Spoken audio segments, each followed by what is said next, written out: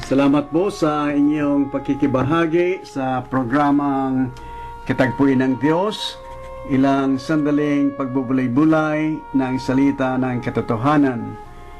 Ang ating pong talatang pag-aaral ngayon ay makikita sa aklat ng mga awit, kabanatang 90, talatang 12.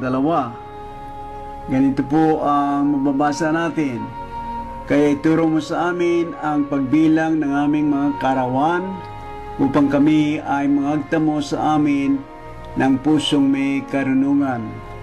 Mga awit, kabanatang 90, talatang 12.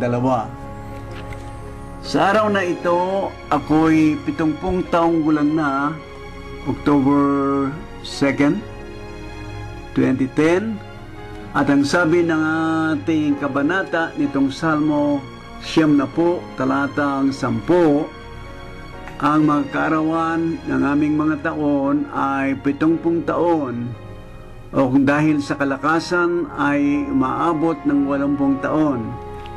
Gayunmay ang kanilang kapalaluan ay hirap at kapanglawan lamang, sapagkat madaling mapapawi at kami ay nagsisilipad.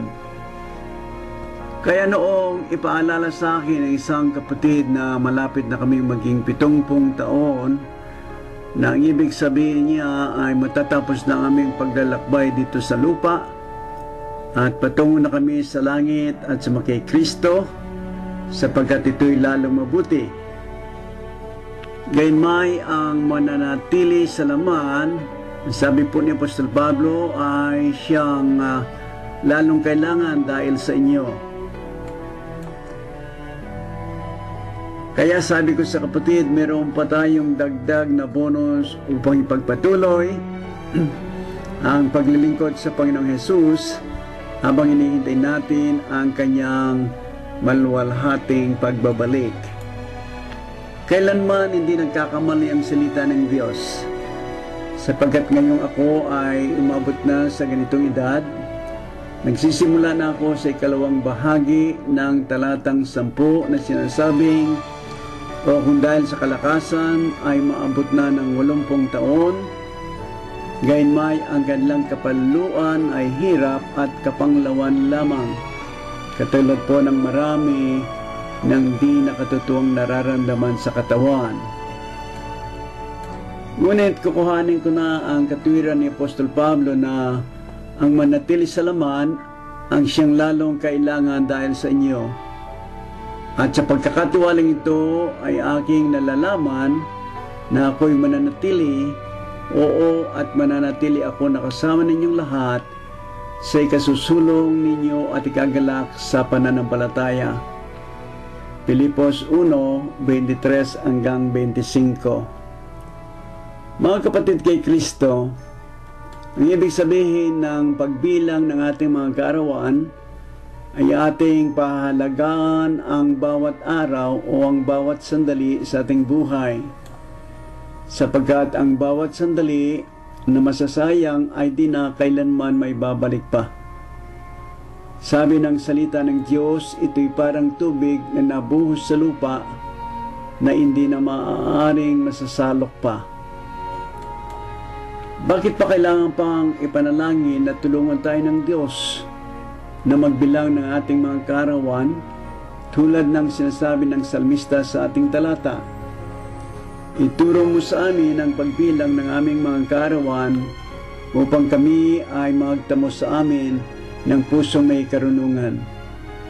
Sapagkat karaniwan na sa ating mga tao, maging sa mga nakararaming Kristiyano, na hindi binabantayan ang mga lumilipas na mga araw, na wala silang nagagawang bagay na magbibigay kalwalatian o kapurihan sa Diyos. Alalahanin natin ang sinabi ng Espiritu Santo sa pamamagitan ni Apostol Pablo na iniligtas tayo at tinawag ng Diyos ayon sa kanyang nasa at biyaya. Efeso 1:9, 2 Timoteo 1:9. Hindi tayo iniligtas at tinawag ng Diyos ng gayon lamang, Mayroon siyang pinagagawa sa atin na kailangan nating tapusin bago dumating sa atin ang mga masasamang araw na sasabihin natin wala akong kaluguran sa mga yaon. Ecclesiastes 12:1. At ang sabi rin ni Apostol Pablo, samantalin ang mga araw sapagkat ang mga ito'y masasama. Mga kapatid at mga kaibigan, ito na ang panahon na dapat tayong maging mapagbantay sa bawat sandali ng ating buhay at samantalayin natin ang pagkakataong ibinigay ng Diyos sa atin upang huwag masayang kundi may sakatuparan natin ang layunin kung bakit tayo iniligtas at tinawag ng Diyos. Ang sabi ni Propeta Amos, humanda kang salubungin mo ang iyong Diyos. Kabanatang 4, talatang 12.